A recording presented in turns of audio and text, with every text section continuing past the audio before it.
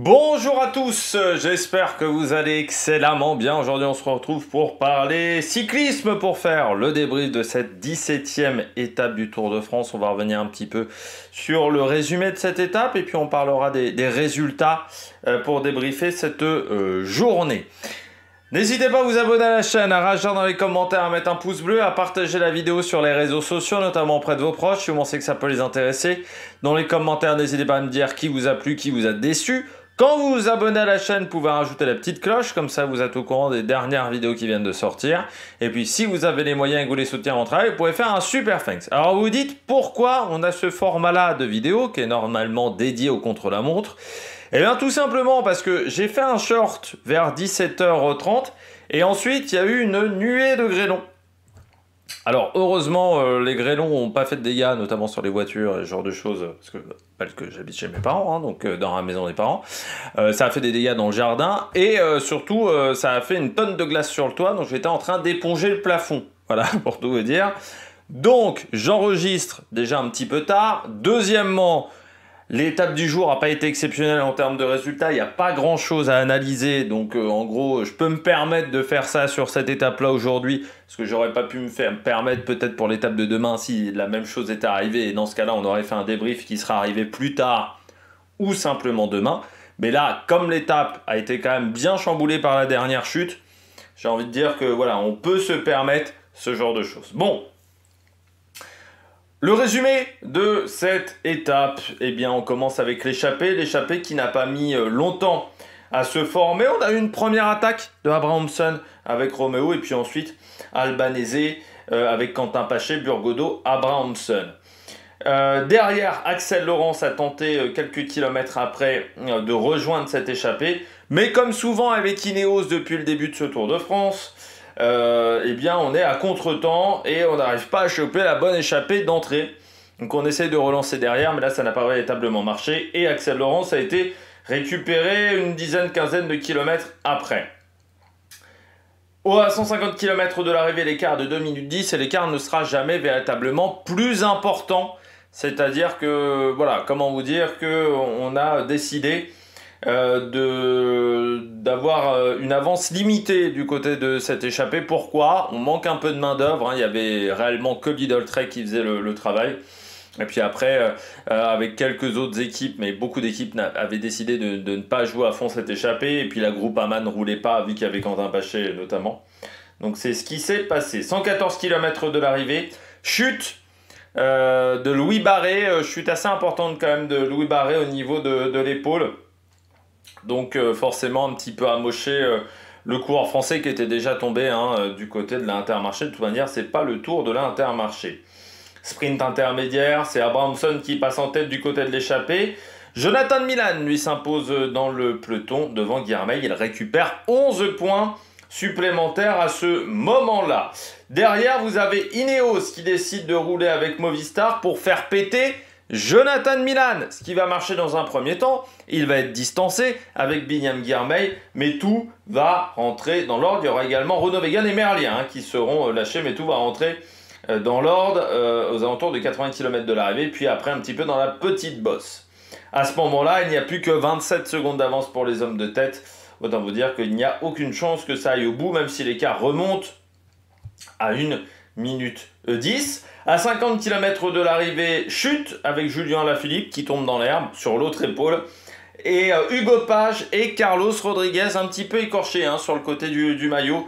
Carlos Rodriguez qui va pas passer une bonne journée parce qu'il est certainement retombé une deuxième fois à l'arrivée. Et puis on a une tentative de Van Aert à 45 km de l'arrivée. Il va revenir à une trentaine de secondes des hommes de tête, mais qui vont réaccélérer, donc il n'arrivera jamais à rentrer. À 25 km de l'arrivée, l'écart est de 54 secondes, mais l'écart va diminuer régulièrement. Et on a une tentative à 11 km de l'arrivée d'Abrahamson. Aucun de ses compagnons d'échappée n'arrivera à prendre sa roue. Et à la fin, eh bien, ça fait un sprint. Un sprint plutôt emmené, on va dire, plutôt il y a un tempo quand même pour emmener ce sprint. Mais il y avait deux zones qui n'étaient pas indiquées sur le roadbook. Il y avait déjà un endroit où on devait traverser un zébra peint sur le sol. Donc on sait que ça aurait dû être indiqué sur le roadbook. Je suis désolé, mais un zébra sur le sol dans un final d'étape, s'il pleut, ça peut être dangereux. Alors s'il fait sec, c'est pas dangereux, un zébra comme ça. Si on est dans le final d'une étape et qu'il pleut, c'est dangereux. Normalement, dans le roadbook, on doit indiquer tous les éléments dangereux. Et surtout, alors par rapport à ce qui était marqué sur le roadbook et par rapport à la carte, le final et le fameux virage à 600 mètres étaient beaucoup plus techniques que ce qui était marqué sur le roadbook. Là, pour moi, le rétrécissement n'est absolument pas indiqué sur le roadbook. Enfin voilà, il y a des gros problèmes. On n'a indiqué que les ronds-points au final sur le roadbook, alors que les ronds-points, c'était pas les trucs les plus techniques. Avec les terre-pleins, en plus, c'était un tout petit terre-plein. Donc je pense qu'on aurait pu dire rond-point qui passait des deux côtés, des gros ronds-points mais qui passaient des deux côtés. Et on aurait pu peut-être par contre mieux indiquer le final du côté du roadbook. Ça fait déjà, c'est pas la première étape où je trouve que le roadbook est pas forcément extrêmement précis. Du côté de l'étape de Boulogne, les ralentisseurs n'avaient pas été indiqués dans les 5 derniers kilomètres. Alors il n'y a pas eu de chute à ce moment-là, mais sur l'étape de Boulogne, vous remarquerez qu'il y a un endroit où les ralentisseurs ne sont pas indiqués. Je trouve que voilà, encore une fois, quand je dis depuis la Covid et même, enfin ouais, depuis, en fait le Tour 2019 pour moi c'était presque le mieux organisé, mais depuis 2020, où entre la réalisation, on a aussi des problèmes d'organisation sur le Tour de France que l'on n'avait pas auparavant, je trouve, et sur les courses organisées par ASO depuis quelques années, il y a un vrai relâchement, je trouve, du côté de l'organisation. Bon, alors cette étape, alors moi déjà il y a un problème qui m'a gêné, on va revenir déjà sur un premier problème du côté de cette étape, ça va être un petit peu le bordel, hein. Je vous préviens, par rapport aux autres jours ça va être un peu plus fouillou, mais pourquoi Quentin Paché est meilleur combatif aujourd'hui? Je vais revenir encore une fois à déjà hier Benelli qui est meilleur combatif, alors que pour moi c'est pas forcément celui qui a fait le plus d'efforts dans l'échappée. Mais là, pourquoi c'est Quentin Paché qui est meilleur combatif? Parce que même si on dit le prix est décerné à 20 bornes de l'arrivée, sur les 4 coureurs, lequel a attaqué 2 fois? Abrahamson. C'est le seul qui a attaqué 2 fois pour prendre la bonne échappée. C'est lui qui fait la première attaque et qui fait ensuite qui est dans la deuxième échappée. Donc pour moi, c'est dans ce cas-là plutôt Abrahamson. Mais forcément, comme on délivre le prix à 20 bornes de l'arrivée, c'est comme si le meilleur joueur du match en football, c'était à la mi-temps qu'on donnait le prix. Pour le match en intégralité, au rugby, pareil. Bah non. Il y a un moment, alors je sais bien qu'il y a des impératifs, mais en plus, sur un Tour de France, de toute manière, le podium, on met un quart d'heure à le faire. Donc le podium, il pourrait durer... Voilà, le combatif en plus c'est pas le premier du podium, tu vas pas me faire croire qu'en un quart d'heure, ils ont pas le temps, en plus ils se réunissent pas de manière dans un bureau pour déterminer qui est le meilleur combatif, tu vas pas me faire croire qu'en un quart d'heure, ils ont pas le temps de se décider pour savoir qui est le plus combatif de la journée.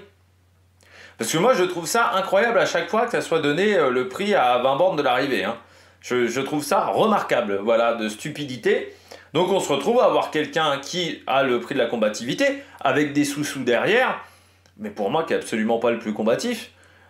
En quoi Paché est plus combatif que Burgodeau? En quoi Paché est plus combatif qu'Albanese, par exemple?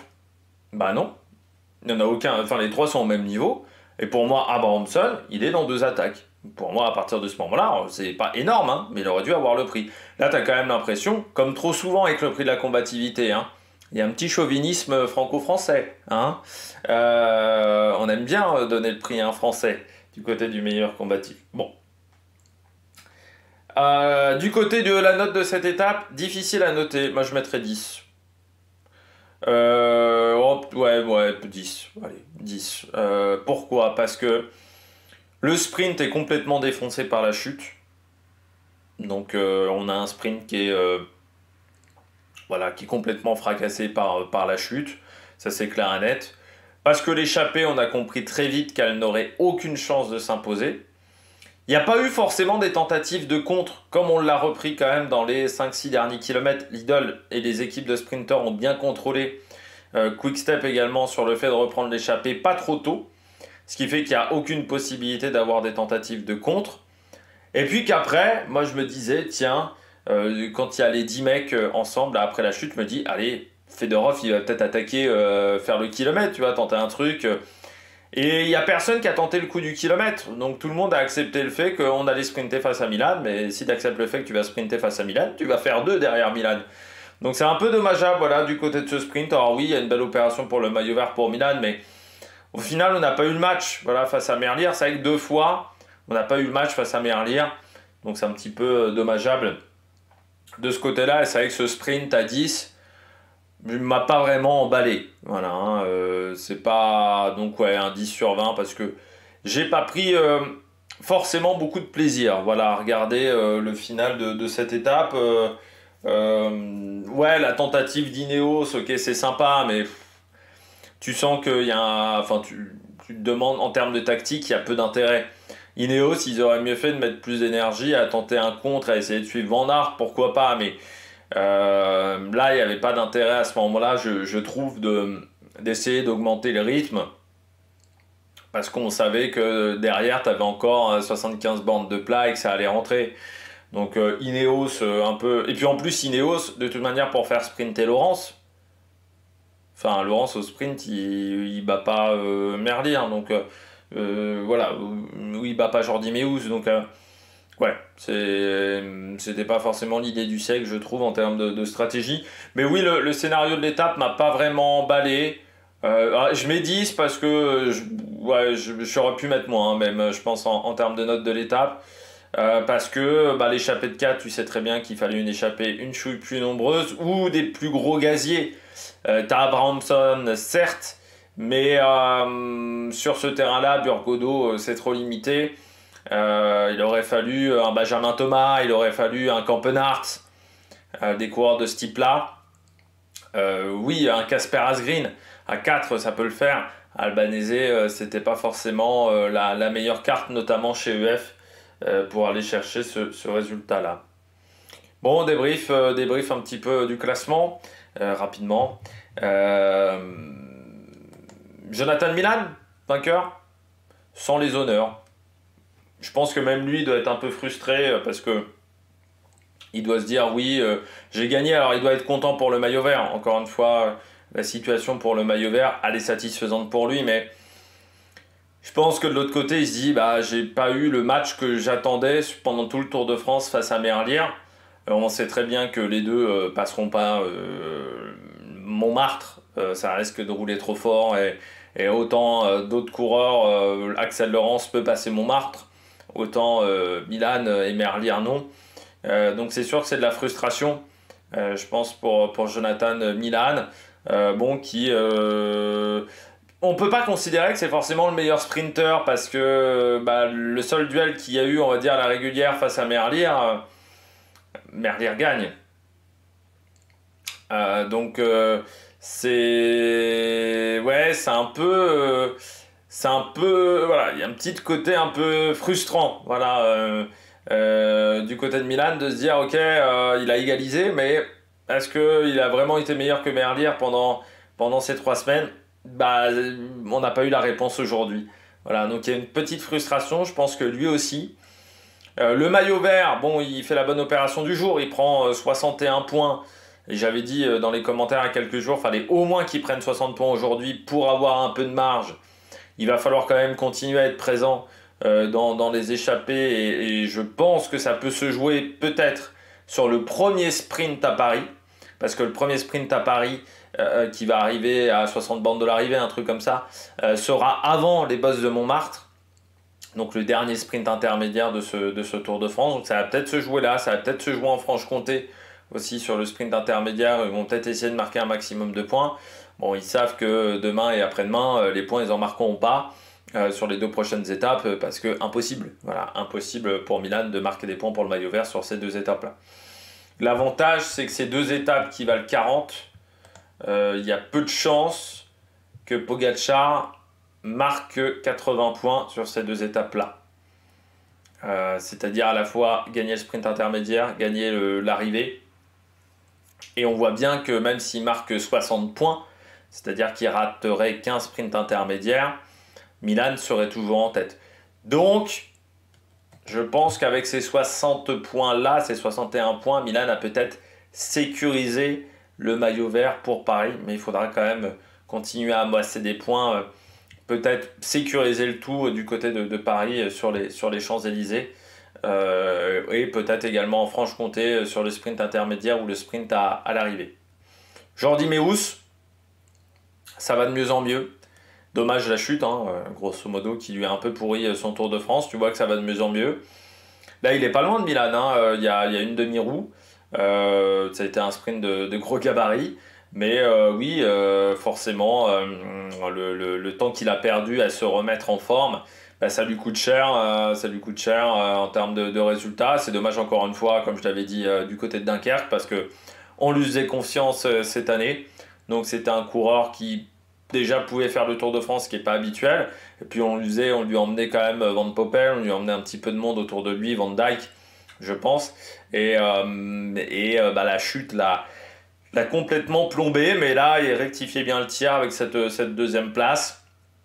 Lui aussi, je pense que ça sera trop dur, Montmartre, pour la côte de la rue Le Pic, pour lui, normalement dimanche. Donc à part s'il y a un sprint samedi, pour l'instant samedi on ne sait pas trop quel va être le scénario, sinon ça risque d'être un petit peu compliqué. Andresen, moi encore une fois, j'ai pas compris au départ pourquoi ils avaient misé autant sur Bittner que sur Andresen. Parce que ce qui fait qu'Andresen a fait poisson pilote de Bittner sur certaines étapes, alors que pour moi il fallait tout miser sur Andresen. Voilà. Alors aujourd'hui il profite du petit souci d'Arnaud Delis pour prendre la troisième place, mais pour moi il a fait un tour très concluant, Andresen.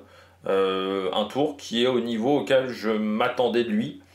Je trouve que c'est un sprinter qui n'est pas encore extrêmement connu, Andresen, mais qui est très intéressant. Il passe très bien les bosses. Lui, il est en capacité peut-être de passer Montmartre. Mais après, il faudra voir si Picnic roule, hein, parce que le leader, ça sera Oscar Andy. Mais il est en capacité quand même, hein, je pense, de passer Montmartre. Et après, bah, c'est un coureur qui est très intéressant, qui je trouve a fait des beaux sprints à chaque fois, hein. On voit en termes de résultats et en termes de travail collectif également pour son leader. Mais c'est vrai qu'on aurait pu le mettre leader unique de cette formation sur les sprints et que Bittner soit à son service. Je pense que pour moi il y a eu une petite erreur dans le choix de leader au début sur les sprints sur le plat du côté de la Picnic. Delis, une erreur trop courante du côté d'Arnaud Delis.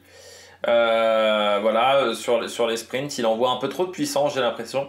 J'ai même pas l'impression qu'il touche une roue, Delis. J'ai l'impression vraiment quand il a voulu mettre toute la puissance, le pneu a pas supporté. Et ce qui fait il a perdu l'adhérence. J'ai eu l'impression à ce moment-là, Arnaud Delis. C'est dommage parce que c'est un problème qui est assez récurrent chez Arnaud Delis, de casse de matériel, de soucis techniques au niveau de ses sprints. Il faut qu'il apprenne vraiment à être plus doux dans la manière d'envoyer les watts, parce que il envoie trop de puissance d'un coup et où il se positionne pas bien sur le vélo, ce qui fait que l'adhérence n'est pas là. Mais voilà, il envoie trop de puissance à chaque fois et ça fait patiner la roue arrière, ça fait perdre l'adhérence de la roue arrière, ça lui fait perdre des sprints. Alors à une époque, on en rigolait de ces sprints où il finissait avec en déchaussant, en déclipsant ou en crevant ou en ayant des petits problèmes techniques. Mais ce que j'avais déjà critiqué, je crois, lors de Paris-Bourges, quand il perd, je crois, face à Desmar, à ce moment-là, c'est quelque chose qui est toujours là et ça lui fait perdre des bons résultats. Là aujourd'hui, tu te dis qu'il peut peut-être aller chercher Jordi Meus. Il bat au moins Andresen et avec ce problème-là, ça lui fait perdre énormément de vitesse. Ballerini, c'est le meilleur sprint de Astana. Il égale les places qu'avait fait Canter sur le Tour d'Italie. Il bat quand même Dainese et Penwet, ce qui pour moi est un beau résultat parce que Ballerini n'est pas un pur sprinter. Fedorov a fait le job, mais ça, je m'attendais à ce que Fedorov essaye peut-être de faire le kilomètre, tente quelque chose pour désorganiser la Lidl Trek. Bon voilà, c'est dommage, ça n'a pas fonctionné. On n'a pas osé peut-être du côté d'Astana. Je dirais que c'est une place correcte, voilà, du côté de Ballerini. Dainese, alors déjà Dainese, pour moi, ça mériterait carton jaune, hein. Mais on va peut-être pas le mettre en dehors du Tour de France. Mais il fait un mouvement sur Penwet. Pour moi, il change vraiment de cap et j'ai l'impression qu'il veut impressionner Penwet pour que Penwet lui remonte pas ou je sais pas, pour pas se faire dépasser par Penwet.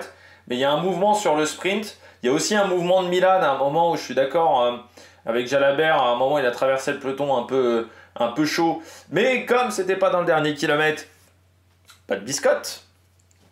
Eh oui, c'est la règle du côté du CI. Super, elle était bien conçue cette règle des cartons jaunes. Mais Dainese, pour moi, il fait un mouvement dans les 200 derniers mètres qui est pas bien sur Penwet.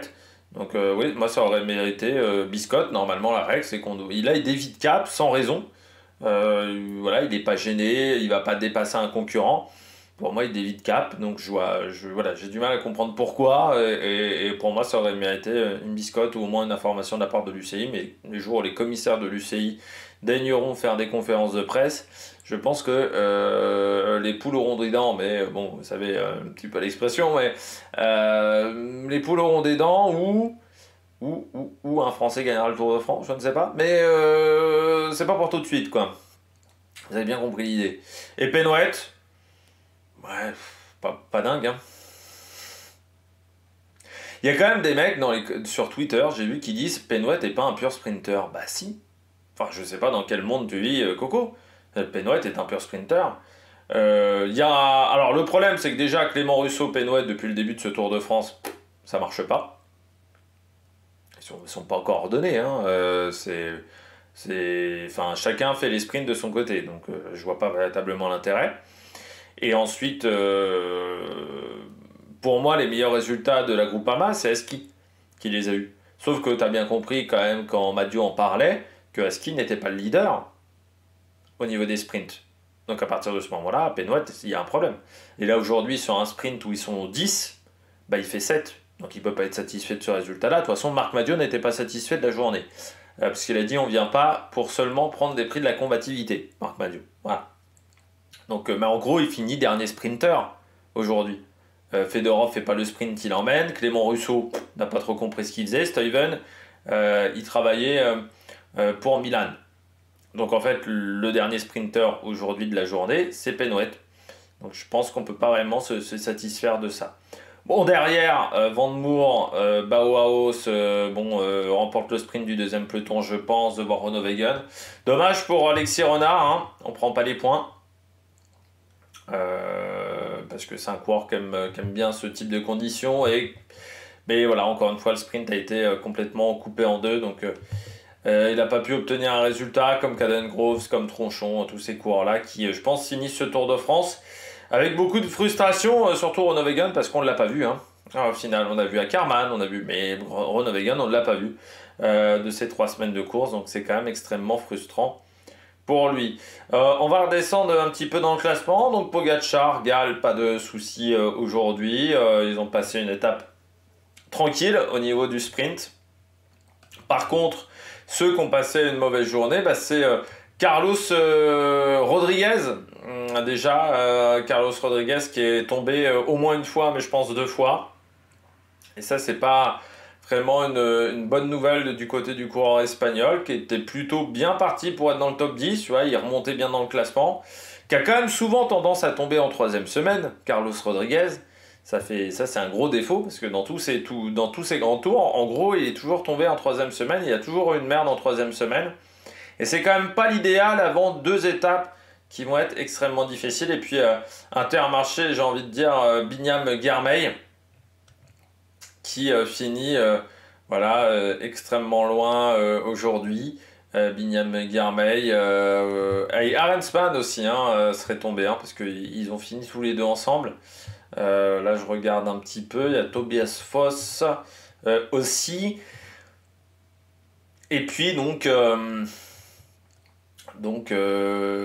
Girmay, alors qu'a fini l'étape Girmay, mais comme Cyril Barth aussi, mais bon, je suis pas sûr qu'on les revoit demain avec cette chute, et c'est vrai que c'est un tour catastrophique pour Intermarché. L'équipe est assez invisible. Bon, on comptait sur Girmay principalement, un peu sur Louis Barret sur certaines étapes punchy. Bon, Louis Barret il est tombé 2 fois. On comptait sur Zimmerman peut-être pour prendre les échappées, sauf que Zimmerman il a été complètement pelé par une chute. Et à la fin, bah, on ne peut pas dire qu'on soit véritablement satisfait des résultats de cette équipe. Et Guilherme, c'est quand même assez surprenant. Une année sur deux, ça ne marche pas, hein. 2023, super. 2024, transparent. Non, pardon. 2022, super. 2023, transparent. 2024, super. 2025, transparent. Ça me rappelle McEwen, parce que c'est vrai que McEwen sur le Tour de France, les années paires, je crois que ça marchait, les années impaires, ça marchait pas. Mais McEwen, il gagnait sur d'autres courses par contre. Guilherme, bah, c'est sûr que comparé au Tour de l'an dernier, c'est un peu le jour et la nuit. Complètement transparent, une équipe Intermarché qui est techniquement à son service, mais qui n'a jamais été foutue de faire un train de qualité. Donc ça c'est sûr, c'est dommage. Merlier aussi, hein, c'est dommage parce que on a beaucoup roulé du côté de la Quick Step. Même par Epin, Van Wilder ont fait le job. Aujourd'hui, du côté de la Soudal Quick Step, on a vraiment vu un Wolfpack. Et puis, bah, on ne peut pas jouer le sprint jusqu'au bout. Et puis, les Wisalski, Cyril Barth également qui sont tombés sur l'étape du jour du côté de la Groupama. Et voilà, une journée assez moyenne pour cette équipe. Le classement les différents classements, voilà, on va conclure cette vidéo avec les différents classements. Pas de changement du côté du top 10, toujours les mêmes écarts. Donc Pogacar devant Vingegaard 4,15, Lipovic 9,03, Oscar Ondy 2 minutes derrière à 11,04, Roglic 5e à 11,42, Vauquelin à 13,20. Du côté du maillot vert, donc Milan reprend de l'avance avec 312 points, ce qui représente 72 points d'avance par rapport à Pogacar. Guilherme, donc troisième, qui n'a pas fait une grande journée et qui est toujours sous la menace de Merlier ou d'un Vingegaard ou d'un Turgis pour la troisième place du classement, ce qui, je rappelle, apporte des points UCI, qui ferait du bien du côté d'Intermarché. Même si on ne sait pas, parce qu'avec la fusion, encore une fois, Intermarché n'a peut-être plus besoin des points. Classement de la montagne, pas de changement. Pogacar devant Martinez, avec 60 points d'écart entre les deux. Et Abrahamson, il était très loin. Abrahamson, il remonte 24e. Donc voilà, il n'était pas inquiétant pour le classement de la montagne. Le classement du maillot blanc, là aussi, pas de changement, hein. Lipovic, donc avec 2,01 d'avance sur Only, Vauquelin à 4,17. Benelli à 8,49. Et le classement par équipe, la Visma, 15 minutes d'avance sur la UAE, la Red Bull à 50 minutes, la Arkea à 56. Voilà.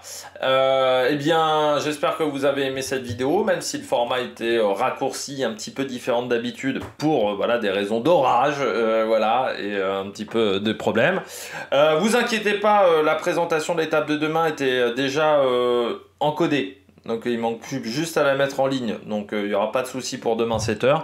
Puis nous on se retrouve donc demain à 7h pour une vraie présentation d'étape et pour un vrai débrief également demain 18h. Mais là encore une fois aujourd'hui, je ne pouvais me le permettre parce qu'il ne s'est pas passé grand chose du côté de cette étape, donc il n'y avait pas grand chose à analyser également. Allez, ciao ciao sur l'Amérique Production.